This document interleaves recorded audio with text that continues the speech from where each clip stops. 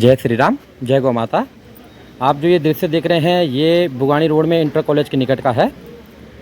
ये जो गौ माता है ये एक पुस्ते से नीचे गिर चुकी है और जहाँ पे ये खड़ी है अगर ये इसके थोड़ा सा भी आगे गई या पीछे गई तो ये नीचे गिर सकती थी, जिससे इसके जो इसका शरीर है वो पूरा हो सकता था।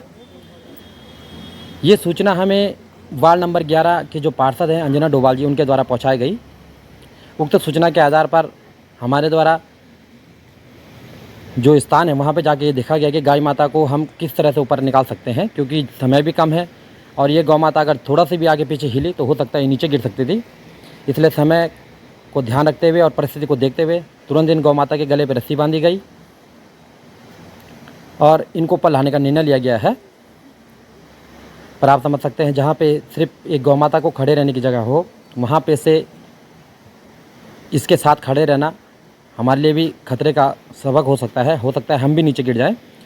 पर हमारा जो ध्येय है वो सिर्फ गौ माता को बचाने का है और आप जानते हैं कि हम लगातार इस कार्य को करते आ रहे हैं, इसीलिए हम इस रिस्क लेने को तैयार हैं। और अब कुछ आस पास के जो महानुभाव हैं उनके साथ मिलकर हम इन गौ माता को पलाने का प्रयास करेंगे। ये कार्य आपको जितना सरल लगता है उतना सरल है नहीं। अगर आप इस परिस्थिति में कभी फंसेंगे या कहीं पे आप वहाँ उस स्थान पे आप खड़े होकर देखेंगे तो आप देख सकते हैं कि इसकी नीचे गहराई कितनी ज़्यादा है। पर कहते हैं ना, जब गौ माता का साथ हो तो आप हर मुश्किल से पार पा सकते हैं और यही बात आज आपको सामने साबित होती दिख रही है। ये गौ माता को हम ऊपर ले आए हैं जहाँ पे सिर्फ गौ माता के 4 पैर रखने की जगह हो, वहाँ से गाय माता को सुरक्षित निकालना हमारे लिए भी एक बहुत बड़े सौभाग्य की बात है।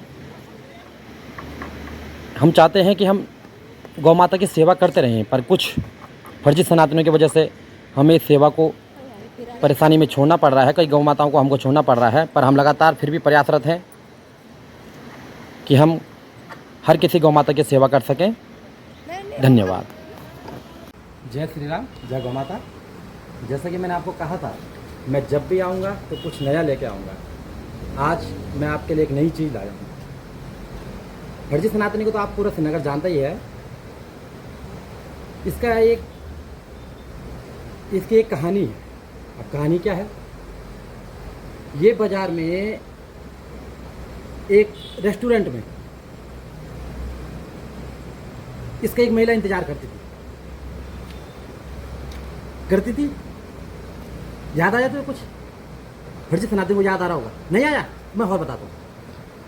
ये पहले उसको भेज देता था और उसके बाद खुद जाता था। तब ये आराम से वहाँ बहुत समय तक बैठे रहते थे। अब क्या करते थे ये तो वही जाने। अब पर मुझे एक बात हो रहा है, मुझे इस बात का पूरा अंदाजा है कि ये घर से बता के आता था। बता के आता है फर्जी? आता था ना? आता होगा, क्योंकि इतने देर तक तभी बैठ पाता था जब घर से बता के आता होगा। अब नहीं आता होगा तो एक बार जरूर उनको बता देना आपकी बात कि मैं वहाँ उनके साथ बैठने जा रहा हूँ। ठीक है? पक्का बताना, क्योंकि जब तू बताएगा तब उस बात के कुछ मजा ही कुछ और रहेगा। तब तो डर के नहीं जाना पड़ेगा कि तू पहले उसको भेज दे, तब थोड़ी देर बाद तू जाए कि कोई आया कि नहीं आया। वो डर खत्म हो जाएगा। और तुम जब तू जाएगा तो आराम से चोड़ के बैठे रहना, तब कोई दिक्कत नहीं है।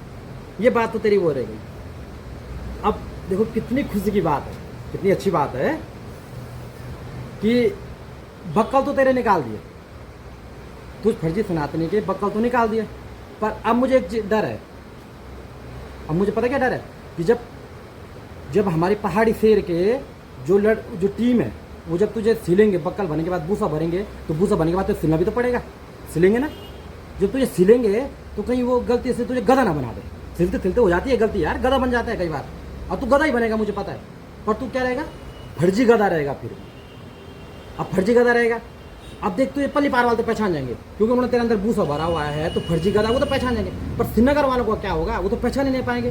तब तो क्या करेगा? बाजार में घूमेगा और बोलेगा कि मैं गधा नहीं हूँ, मैं गधा नहीं हूँ। पर तू दिखता तो गधा ही है। क्योंकि सिलते सिलते तू गधा बन जाएगा, तू दिखेगा गधा ही। तू क्या बोलेगा? मैं फर्जी सनातनी हूँ, फर्जी सनातनी हूँ। पर तुझे पे कोई विश्वास नहीं करे, तुझे सब दो लत्ती मारेंगे, तुझे भगाएंगे। अब इसके बाद क्या होगा कि पटली पार वाले तो जानते हैं कि तू गधा है। अब उसके बाद मैं हूँ श्रीनगर, तो मैं देख लूंगा तुझे। तो जितनी बज रही कैसी कसर है वो मैं पूरी करूंगा।